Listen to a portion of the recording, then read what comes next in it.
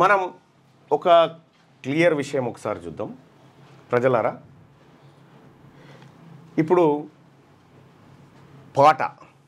పాట తెలంగాణ ఉద్యమమే కాదు, అనేక పోరాటాలకు కీలకంగా నిలిచినటువంటి పాట. చాలామంది మేము కవులము, మేము కళాకారులం, మేము గాయకులం, నేను మ్యూజిక్ డైరెక్టర్ని, ఇట్లా చాలామంది వివిధ విభాగాలు ఏర్పడ్డాయి. ఇవాళ తెలంగాణ రాష్ట్రంలో ఒక పాటను రూపొందించాలంటే కనీసం 50 నుంచి 60 లక్షల రూపాయల దాకా ఖర్చు అవుతుంది, తక్కువ. సో మరి ఒక పాటను రాయాలంటే ఆ పాట ఈ రాయని చెప్పి దాని కంటెంట్ ఇచ్చి ఆ తర్వాత దానికి ఒక మ్యూజిక్ సమకూర్చి స్వరకల్పన చేసి ఇదంతా 10-15 రోజుల కార్యక్రమం. కానీ ఆర్టిఫిషియల్ ఇంటెలిజెన్స్ వచ్చిన తర్వాత మొత్తం షేక్ అయిపోయింది. ఇవాళ పాట ఆర్టిఫిషియల్ ఇంటెలిజెన్సే రాస్తుంది, మ్యూజిక్ ఆర్టిఫిషియల్ ఇంటెలిజెన్సే ఇస్తుంది. 5 నిమిషాలు కూడా కాదు, 3 నిమిషాల్లో పాట తయారవుతా ఉంది, కంటెంట్ ఇస్తే అయిపోయాయి. ఎస్. అయితే ఇప్పుడు సపోజ్ మన వార్తల్లో ఉన్నటువంటి ఒక విషయాన్ని తీసుకుందాం. ఇక్కడ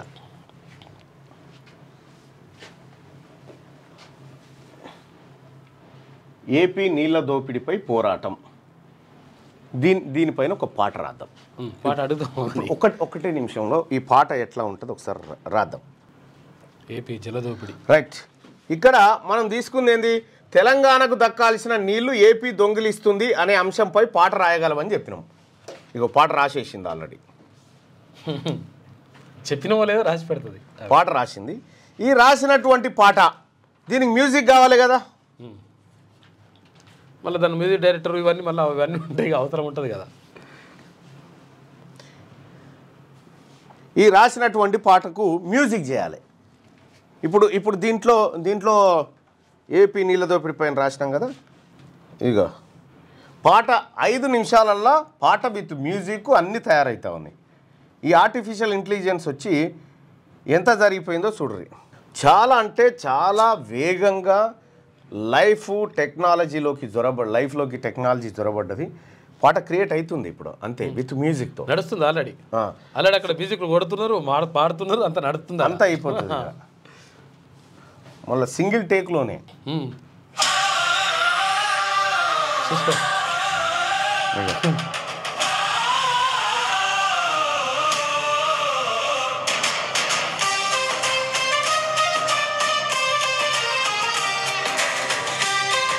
మ్యూజిక్ కూడా వచ్చేసింది.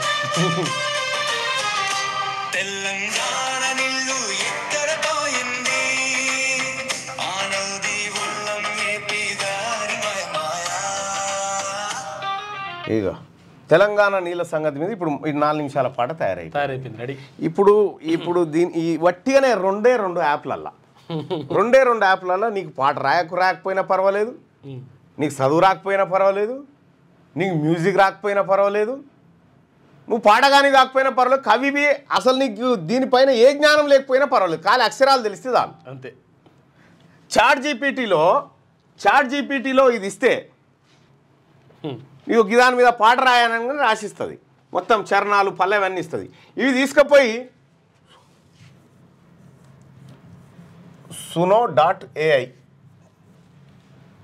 ఇదో యాప్ ఉంటుంది, ఇలా వారేస్తే కథం పాట తయారై బయటకు వస్తుంది.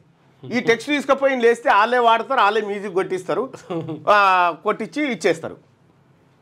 ఇప్పుడు పాటలు రాసే కవులు, కళాకారులు, పాడేటోళ్ళు, మైకోళ్ళు, మ్యూజిక్ వాళ్ళు, ఇలా అందరి పని అయిపోయినట్టే. దీంతో చాలా దారుణం అసలు నిజంగా ఇది. ఇట్లా 3-4 నిమిషాల పాట, ఇంకా దాంట్లో వేరియేషన్స్ ఇస్తుంది, మళ్ళా ఇది ఓకేనా అని నీకు నచ్చిన బీట్ వాడొచ్చు. మళ్ళా ఫోక్ ఉండాలనా, ఎట్లుండాలి, రొమాంటికా అన్నీ, ఇక మళ్ళా విషాదం ఉండన్నా. సునో ఏఐ అనేటువంటి యాప్, ఆ యాప్ వచ్చి ఇప్పుడు ఇక మ్యూజిక్ అనేటువంటి ముచ్చటే లేదు. ఇగో సునో ఏఐ, ఇగో ఇదే యాప్. సునో విను, ఏఐలో విను అన్నట్టు. పాటని 5 నిమిషాలలో 5 నుంచి 6 నిమిషాలలో పాట మీ చేతికి వచ్చేస్తుంది సింపుల్గా. ఎన్ని పాటలు వస్తాయి ఇప్పుడు? మరి ఇప్పుడు ఎన్ని పాటలు వస్తాయో ఏమో, దానికి ఏకాన పైసా ఖర్చు లేదు, లిమిటెడ్గా కొన్ని సాంగ్స్ ఇస్తట్టుండు, ఆ తర్వాత మళ్ళీ సబ్స్క్రిప్షన్ ఉంటట్టుంది. కానీ అగో ఆ రకంగా పాటల వ్యవహారం కూడా మారిపోయింది ప్రజల జీవితం. అన్న ఒక పాట యాప్ చెప్పు అన్న, ఒక పాట యాప్ చెప్పు. పాట ఇదే సునో సునో ఏఐ, దాని పేరు సునో.ai. సునో.ai.